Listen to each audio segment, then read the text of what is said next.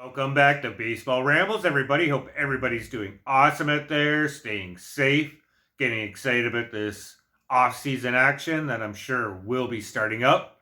Always takes a little bit, but once it gets going, boy oh boy, it moves quickly. If you haven't like or subscribe, please do so. Can't tell you how much I appreciate your support. Best way you can help me out is by hitting like and subscribe. And I give away prizes to subscribers just to say thank you for watching. So you're going to be able to get in on that as well.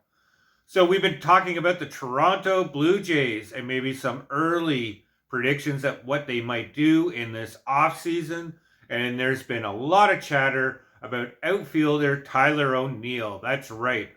A little bit of a combined chatter. The Red Sox declined his qualifying offer. And I'm surprised at that.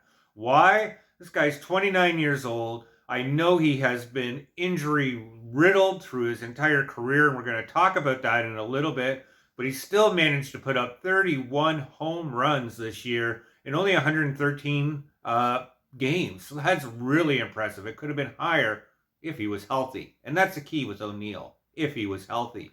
Nonetheless, let's look at this. 31 home runs in a contract year. He's 29. This guy's going to want to get paid to maximum ability. So that's what's really surprising, that the Red Sox didn't attach that qualifying offer to him, because I suspect even though it would have been just north of $20 million, he would have turned it down because he's not looking for that 1 year payday. He is looking to lock up a multi-year contract, possibly with an opt-out after year one.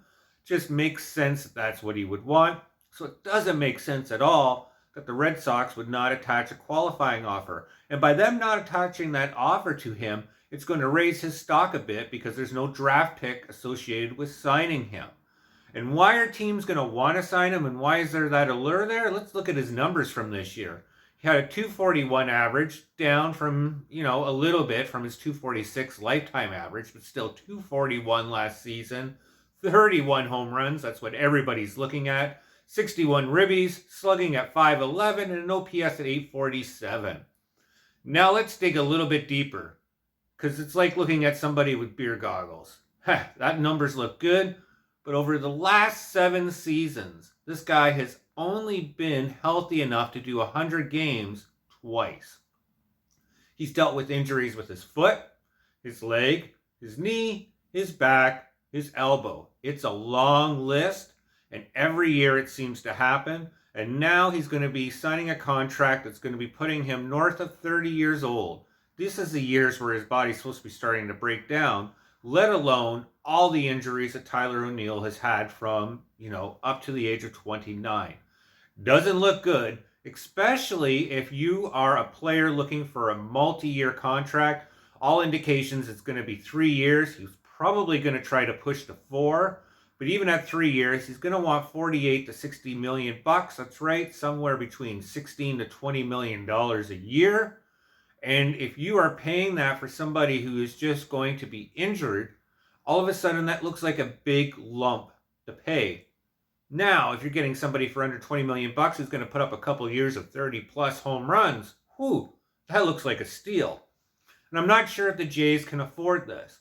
The other interesting thing about Tyler O'Neill that he often gets overlooked for, and we'll give him a plus here, is this guy is a great defender when he's healthy. Yeah, when he's healthy. That's the line here that seems to be attached to Tyler O'Neill.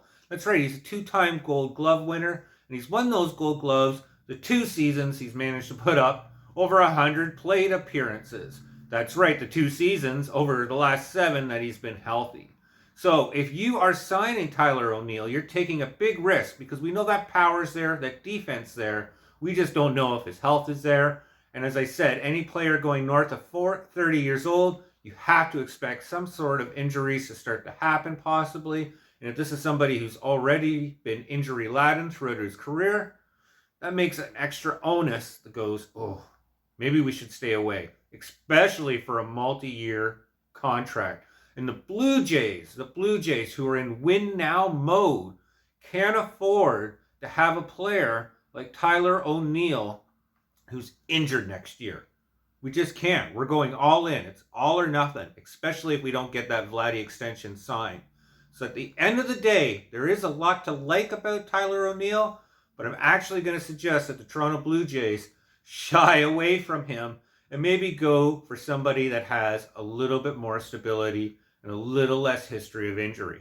And where are we going to see Tyler O'Neill sign if it isn't the Blue Jays? I suspect it's actually going to be Cleveland, somewhere on a 3-year deal, opt out year one, somewhere between 50 to 55 million bucks.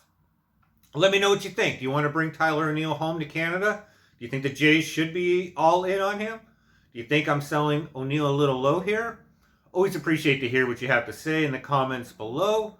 Let me know, especially if you disagree. But more importantly, everybody out there, stay safe. We'll ramble on soon. Hit that like and subscribe. Take care, guys.